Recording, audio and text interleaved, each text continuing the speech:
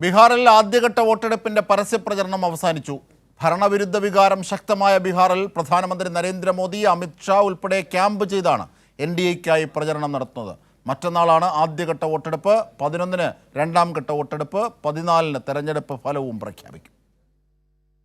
ആഴ്ചകൾ നീണ്ടുനിന്ന ആദ്യഘട്ട പ്രചരണത്തിൽ ഇരുമുന്നണികളും ശക്തമായ ആരോപണ പ്രത്യാരോപണങ്ങളാണ് ഉന്നയിച്ചത്.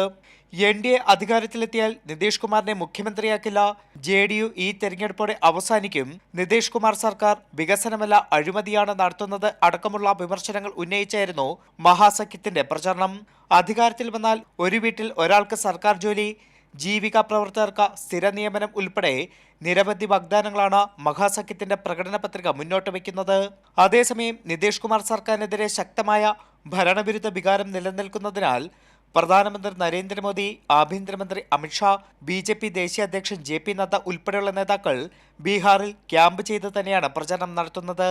ഇടതുപക്ഷവും ശക്തമായ പ്രചരണം തന്നെയാണ് നടത്തുന്നത്. മുതിർന്ന നേതാക്കളായ ബൃന്ദ കാരാട്ട്, സുഭാഷ് അലി ഉൾപ്പെടെയുള്ള നേതാക്കളും പ്രചരണത്തിൽ സജീവമാണ്. മറ്റന്നാളാണ് 121 സീറ്റുകളിലേക്ക് ആദ്യഘട്ട വോട്ടെടുപ്പ്. 11-ന് രണ്ടാം ഘട്ട വോട്ടെടുപ്പും പിന്നാലെ 14-ന് ബീഹാറിൽ എൻഡിഎ തുടരുമോ, തേജസ്വി മുഖ്യമന്ത്രിയാകുമോ എന്നറിയാം. കൈരളി ന്യൂസ്, ബീഹാർ.